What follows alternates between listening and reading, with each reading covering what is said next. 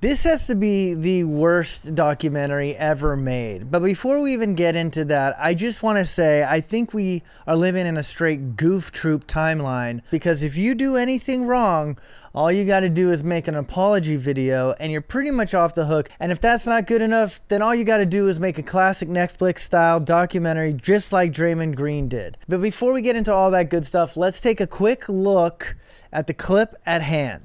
So what we're looking at here is Draymond getting upset, pretty much socking him out and falling on top of him. Now, I just want to start off by saying, I don't see what the big deal is. I mean, obviously you shouldn't assault each other, but they're on the same team. This is like being in a band. They see each other every day. They're in the locker room. Shit is being talked. There's competition. I don't really get what the big deal is. I think, you know what? They need to change the rules. You're allowed one assault on a team member every single season. Just one. Because someone's going to be pissing you off. And there's got to be a limit to the assault. Like a punch in the face like this, that counts. No further. End of story. And if they want to duke it out like team deathmatch or battle royale after, that's up to the two parties. But I think that's fair, because you get sick and tired of people. And you know what? You can apply that same rule to the workspace. There's always going to be somebody that pisses you off. And I think it's fair that you're allowed one ass whooping a year if needed. Let's move on to why this is an entire comedy. So first of all, Draymond goes on and does the same thing that every famous person has ever done anytime they've ever gotten in trouble. They got to make an apology video. This dark cloud in the room, and I caused that, you know, so I apologize to his family. For me, that is the task at hand, to rebuild trust in our locker room. Right? Now, his apology was sincere, but like, how can you take these things as a sincere apology? You're a famous person. You're making a recording of yourself apologizing to him and his family and how you're going to move forward and do better. Like, dude, this is all scripted shit. How can you take that apology like, yo, man, I saw the video and I just want to say, man, after that video, my heart has completely changed and I forgive you. Like, dude, he knows that's bullshit. It's a bullshit ass apology. Though, I mean, he said all the right words, but like, what kind of real apology is that? I want to see face to face, like, apologizing, like a heartfelt apology, not just like, yeah, man, I just got to better myself. You know, we're a team. I got to be a leader. I want to say sorry to the family. Hopefully the family can get through it. All of these things are just fucking nonsense shit. It's shit I would say to my girlfriend when I forgot to clean the dishes when I said I would. Like, no, I want to be better. I'm going to clean those dishes. I want to make an effort. Please don't break up with me. That's the kind of shit you say to keep people from going aggro on you. But I don't get how people are finding that to be believable. At this point in the game, everybody has done these types of videos. Now, the one difference here, and which makes this a complete comedy, is Draymond's like, nah, that apology wasn't good enough. What we need is a documentary.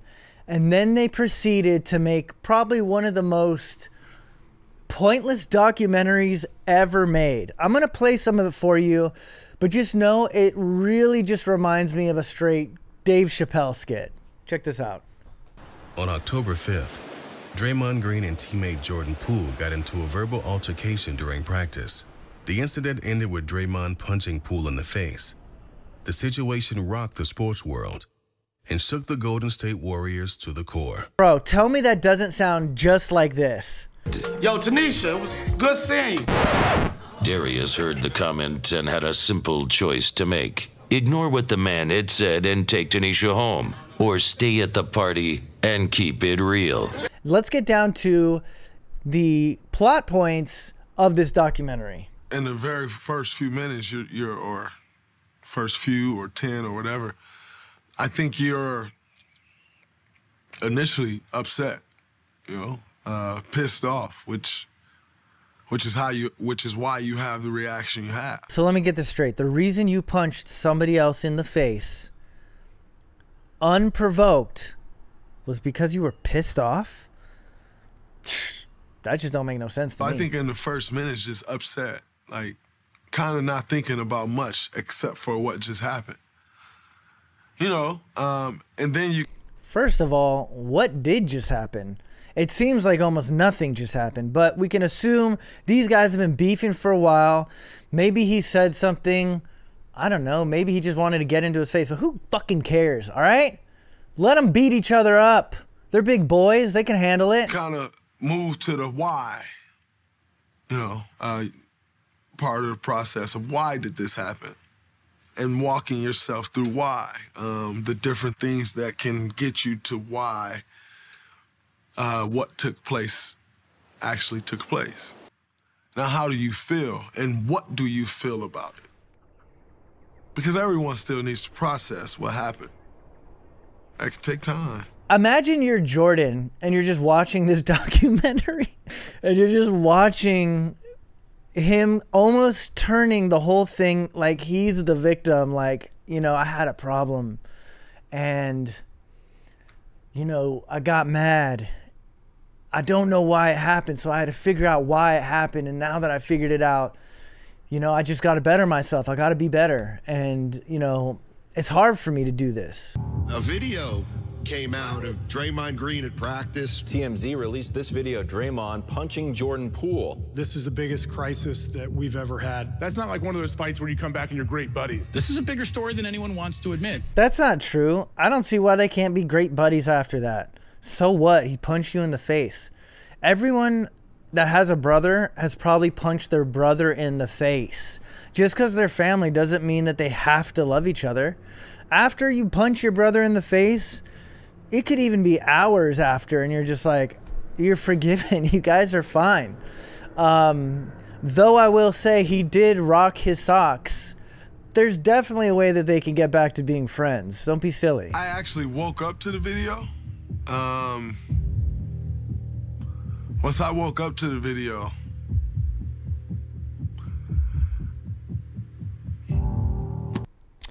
this is my favorite part. So he did not give a shit about what he had done prior to waking up from being one of the greatest fathers of all time to seeing this video and the backlash that was about to come from his actions during practice. He's like, I was at home killing it. I was just killing it as a father, and I went to bed. The next morning, I had realized I did something wrong because everyone on the internet told me so. You give it some time to allow people to throw their opinion out, which quite frankly, I don't care about people's opinion. He says he quite frankly doesn't care about other people's opinions in the matter, but he made a documentary to talk about how he felt about what had happened. So clearly he does care about everyone's opinion, or he's trying to gaslight everyone and make it seem like he's the victim. Regardless, I don't fucking care. All right, this is just such nonsense business. All of these things, like the apology, the sports, the rules, all the shit, everything that we're seeing about this is just to make more money for the NBA, for the players. Like, come on, you guys. They're hyping up a nonsense moment. They're two probably decent friends or enemies, frenemies, who gives a shit. They're two teammates who had beef and they got in a little fight, a little tissy. That's like if, like, you know what people should start doing? It's the same thing like when you work with somebody. Imagine being at a job, you're working with somebody, and you guys get into a verbal agreement. Maybe there's a physical altercation. I expect to see apology videos and documentaries online moving forward anytime anyone gets in an altercation with anybody else.